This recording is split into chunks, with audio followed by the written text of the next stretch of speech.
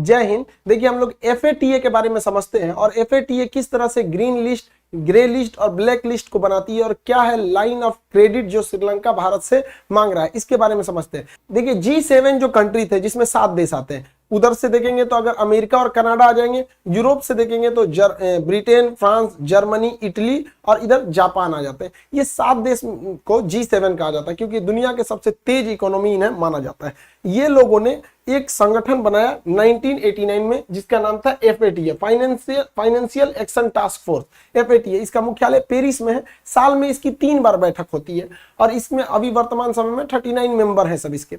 ये 3 तो लिस्ट जारी करती है। ग्रीन लिस्ट नाम से ही स्पष्ट है कि इसमें जो रहेगा उसे कोई भी प्रॉब्लम नहीं होगा। ग्रे लिस्ट में समस्या आ जाती है। ब्लैक लिस्ट वाले को कोई पैसा ही नहीं देता है। ये क्या है? फाइनेंशियल है, मतलब ये डिसाइड करता है कि इसे पैसा दिया जाए। जैसे ग्रीन लिस्ट में जो रहेगा उसे कोई भी संस्था इजीली लोन दे देती है। ग्रे लिस्ट वाले में लोन देती है लेकिन बहुत झमेला कर देती है, जांच करती है, मतलब 90% संभावना कम हो जाती है कि लोन मिलेगा। और ब्लैक लिस्ट वाले को तो लोन ही नहीं मिलता। अब जैसे मान के चलिए आप ही को लोन देना है, किसी को, कोई आपसे आया मांगने कि हमको 50,000 या 1 लाख रुपया कर्जा चाहिए, तो आप क्या करते हैं? किसी से पूछते होंगे भैया ये आदमी कैसा है, ये कैसा है, लोन दे देता है कि नहीं? तो आखिर आप अपने मोहल्ले में पूछते हैं। पता चला कोई जर्मनी से आया आपसे लोन मांगने कि हमको 2 लाख लोन चाहिए, आप किससे पूछने जाइएगा जर्मनी में कि कैसा आदमी है कैसा नहीं? आप तो सीधे मना कर दीजिएगा। तो या तो फिर उसको दीजिएगा, बिना जान पहचाने तो डूब सकता है। यही काम करती है FATA। FATA कहती है जो ग्रीन लिस्ट में उसे आराम से कोई दुनिया लोन दे सकती है, वो पैसा लौटा सकते हैं, इसमें कोई दिक्कत नहीं है। जो ग्रे लिस्ट में उसको मत दो भाई, वो गलत आदमी है, मनी लॉन्ड्रिंग करता है, पैसे अटका देता है या फिर आतंकवाद को बढ़ावा देता है। अब ब्लैक लिस्ट वाला नॉर्थ कोरिया टाइप का किसी को देती ही नहीं है।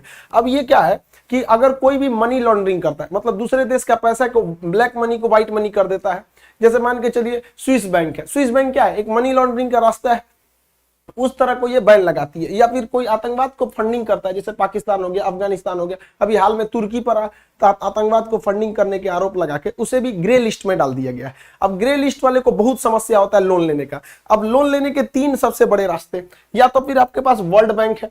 वर्ल्ड बैंक आपको हमेशा लॉन्ग टाइम लोन देता है। एग्जाम में क्वेश्चन पूछेगा दीर्घकालीन ऋण किससे मिलता है, तो वर्ल्ड बैंक से मिलता है। लेकिन इसलिए लोन देगी आपको 40 साल, 30 साल, इस तरह लंबे पीरियड के लिए। और IMF जो होती है ये शॉर्ट टाइम के लिए लोन देती है, 3 साल, 4 साल, 5 साल, ये शॉर्ट टाइम के लिए लोन देती है। और एशियन डेवलपमेंट बैंक, ये तो हर टाइप के लोन देते हैं सभी यहाँ पे। तो जो भी देश अगर ग्रीन लिस्ट में, आराम से इनमें लोन मिल जाता है। और इकोनॉमी को चलाने के लिए लोन बहुत जरूरी है। मान के चलिए आपको अगर कोई 5%, 6% पे लोन दे रहा है और आप उस पैसे को बिजनेस में लगा के 20% की अर्निंग जनरेट करते हैं, तो क्या खराबी है इसमें? यहाँ पे तो लोन बहुत सारे देश लेते हैं और लेना इसमें कोई गलत बात नहीं है। लेकिन अगर कोई गलती से ग्रे लिस्ट में आया ना, ये सब बंद कर देते हैं, नहीं देंगे। और अगर देंगे भी तो जांच करेंगे, बजट ये खुद बनाएंगे। अब सोचिए ग्रे लिस्ट वाला पाकिस्तान चला गया, तुर्की चला गया, माली चला गया, जॉर्डन चला गया।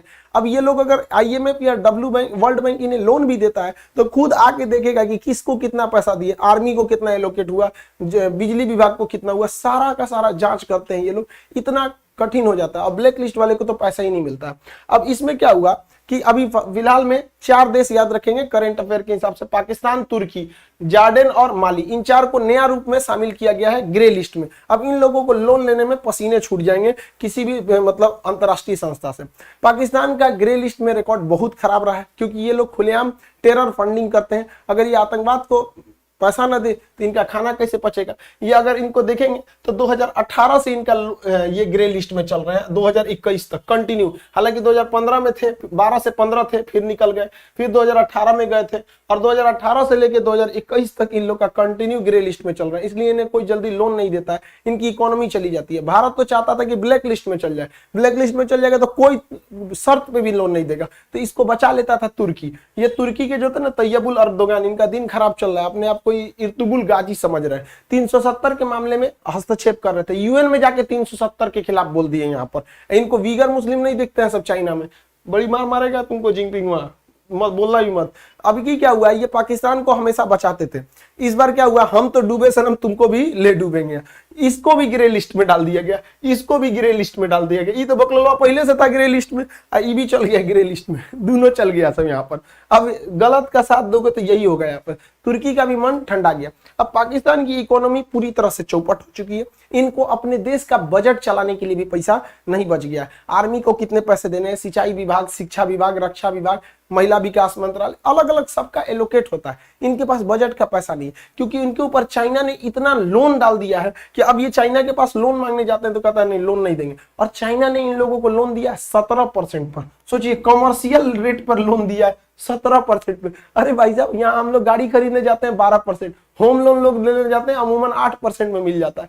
क्या दोस्ती है इन लोग के। 17% पे लोन दिया, बिक जाओगे बकलवा कहीं का, इतना हैवी लोन लिया जाता है।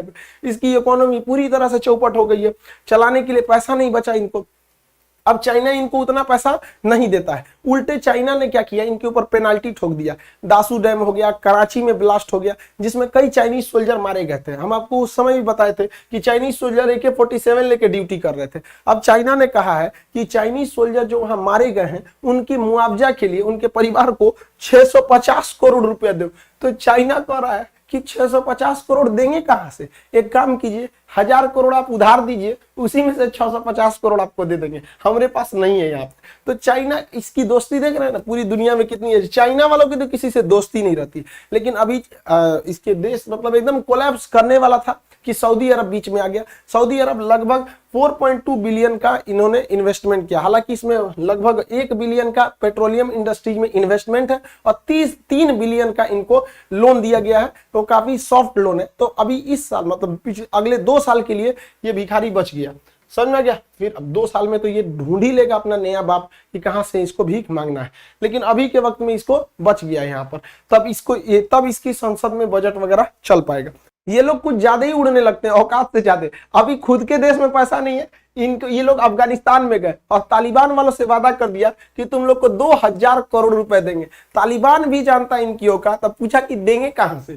सोचिए, तालिबान जैसे आतंकवादियों को भी पता है, जिनको बस AK-47 गोली चलाने आता है, उनको भी पता है ये कहां से देंगे। और इन गधों को देखिए, ये अभी भी फ्रांस के राजदूत को बाहर निकालने की बात कर रहे हैं, जबकि पाकिस्तान में फ्रांस का कोई राजदूत ही नहीं है।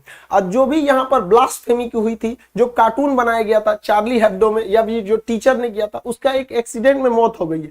तो अब ना राजदूत बचा है, ना जो प्राइम सस्पेक्ट था वो बचा, एक्सीडेंट में मर गया। फिर भी आज भी फ्रांस के खिलाफ पाकिस्तान में विरोध हो रहा है। तो भैया तुम लोग को अगर इतना ही विरोध करना है, लड़ लो पाकिस्तान वाले, फ्रांस से लड़ लो, क्या जाता है, युद्ध का ऐलान कर दो। तुम लोग तो वीर हो ही, तुम्हारी तो वीरता हम पूरी दुनिया देखी है। 93,000 फौज ने सरेंडर किया था 1971। बहादुरी की कमी कहाँ है, लड़ लो।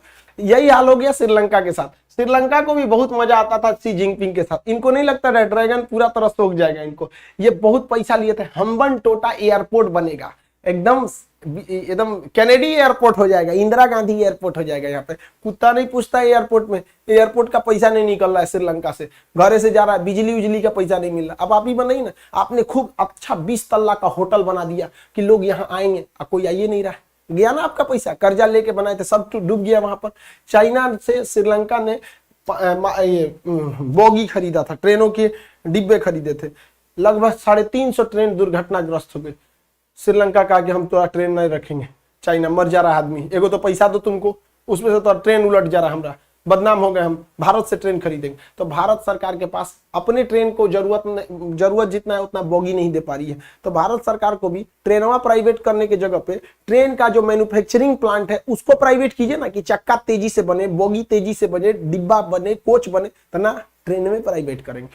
पूरी दुनिया मांग रही है भारत से ट्रेन, कि हमारे यहाँ सबसे ज्यादा ट्रेन पर लोड होता है, इतना लोड होता है कि एक बाथरूम में 12 गो आदमी घुस जाता है इससे ट्रेन, फिर भी ट्रेन नहीं पलटती हमारे यहाँ। देखिएगा बिहार से जो ट्रेन जाएगी बीचवा में ट्रेन में गमछा बांध के उसमें बैठल रहता है।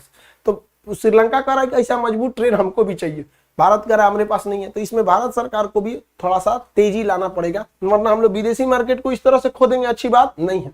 श्रीलंका के पास समस्या ये हो गया कि उसके यहाँ फूड क्राइसिस हो गया, पूरी उसके इमरजेंसी घोषित करना पड़ा कि हमारे पास खाने को अनाज नहीं है, दुनिया हमारी मदद करे। लाइन लग गई दुकानों पे कि अनाज खत्म होने वाला है, भाई खरीद के रख लो यहाँ पर। फूड क्राइसिस, और अभी फूड क्राइसिस खत्म नहीं हुआ था कि वहां फ्यूल क्राइसिस चालू हो गया।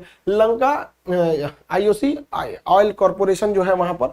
तो यहाँ पर इन्होंने क्या किया, यहाँ पर पूरी तरह से ऑयल क्राइसिस आ गई। अब इनके पास पेट्रोल खरीदने का, डीजल खरीदने का पैसा नहीं बचा है। अब ये भारत से गुहार लगा रहे हैं कि प्लीज भारत हमारी मदद करो। अब इन लोग को समझ में आया कि भारत की भी जरूरत पड़ेगी। जा श्रीलंका मांग लो चाइना से, चाइना इनको देने से मना कर दिया। अब इनका कहना है कि हमको क्या दीजिए, लाइन ऑफ क्रेडिट दीजिए। अब लाइन ऑफ क्रेडिट समझिए क्या होता है। बहुत बार ऐसे लोन दिए जाते हैं कि आप हमें पैसा दीजिए, आप ही के यहाँ से हम सामान खरीदेंगे। तो श्रीलंका कह रहा है हम आपको लाइन ऑफ क्रेडिट लेंगे, आप हमको 3 मतलब लगभग 4000 करोड़ 3800 करोड़ रुपए दीजिए, हम आप ही से कर्जा लेंगे और इस पैसों से आप ही के यहाँ से पेट्रोल खरीदेंगे, डीजल खरीदेंगे। तो भारत सरकार इस पर दे रही है भाई, वरना क्योंकि देखिए हम अपने पड़ोसियों को चाइना के गोद में मरते तो नहीं छोड़ सकते हैं यहाँ पे। हालांकि कोलंबो पोर्ट पर अडानी ने बहुत सारा इन्वेस्ट किया है, लेकिन अब श्रीलंका की हालत एकदम बर्बाद हो गई है। तो पूरी दुनिया को समझना चाहिए कि चाइना के डेट ट्रैप या बीआरआई प्रोजेक्ट में फंसेंगे, यही हाल हो जाएगा जो पाकिस्तान और श्रीलंका का हुआ है। पूरी इकोनॉमी चौपट हो रही है। श्रीलंका को दूसरे देश मदद भी नहीं करेंगे क्योंकि श्रीलंका पर मानवाधिकार हनन का मामला चल रहा है। एलटीटी जो संगठन था उस पर ये लोगों ने काफी ज्यादा नरसंहार भी किया था। अमेरिका तो पहले से खिलाफ है, यूरोपीय यूनियन वाले पूरी तरह से खिलाफ है। तो इनको तो लोन मिल भी नहीं पा रहा है श्रीलंका वाले को। अभी श्रीलंका वाले को मदद करने के लिए केवल एक ही देश बचा हुआ है, वो है भारत। और पिछले 1 महीने से वीडियो नहीं आ पा रहे थे, जिसके कुछ रीजन थे। हम काफी बिजी थे बैचेस को लेकर और कुछ किताबों के लिखने के चक्कर में। अभी कल से बैच आ रहा है एसएससी जीडी का, 15 दिन बचा है। इस 15 दिन में 2500 क्वेश्चन जो संभावित प्रश्न है उसके, मैथ के, रीजनिंग के, जीएस के, साइंस के, हिंदी और इंग्लिश, ये सबके आपके पूरे संभावित क्वेश्चन जो इसमें आएंगे उसको पूरी बेहतरीन ढंग से विद डिस्कशन, और उसके अलावे आपको 1000 क्वेश्चन का मॉडल सेट भी इसको प्रोवाइड कराया जाएगा। ये कल से स्टार्ट हो जाएगा। सर्वर पे लोड ज्यादा था, इस वजह से बैच को थोड़ा डिले किया गया। जितना पढ़े थे जीडी के लिए अच्छा है, अब आपको बहुत ज्यादा करने की जरूरत नहीं है। लास्ट टाइम पे आप लोग 3 से 4 घंटा निकालेंगे और पूरा लगभग 2 से 2500 जो मतलब संभावित प्रश्न है उसके डिस्कशन कराए जाएंगे। ये कल से एडमिशन चालू हो जाएंगे। और इतने 1 महीने से वीडियो ना आने का रीजन क्या था, एक किताब लिख रहे थे साइंस के, लगभग उसमें हर तरह के क्वेश्चंस को शामिल किया गया है क्वेश्चन को। और एटलस, अभी क्या है कि जो मार्केट में एटलस अवेलेबल है वो काफी महंगी है और हर लड़का एफोर्ड नहीं कर पाता है। तो उसके लिए एक हम खुद का एटलस बना रहे थे, वो दीपावली के शुभ अवसर पर आप लोग के सामने उसको मतलब लाएंगे, ताकि अब मतलब गरीब से गरीब बच्चा भी एटलस को खरीद सके। अब वो सारे कामों को निपटा चुके हैं, अब यहाँ से वीडियोस भी कंटिन्यू रहेंगे और आप कल इसमें एनरोल हो जाएंगे, वरना 1 से 2 दिन के अंदर ये सर्वर पे जगह ही नहीं। आप सबको पता था सर्वर भी इधर क्रैश कर गया था। तो आई होप आप इस टॉपिक को समझे होंगे। मिलेंगे नेक्स्ट क्लास में। जय हिंद।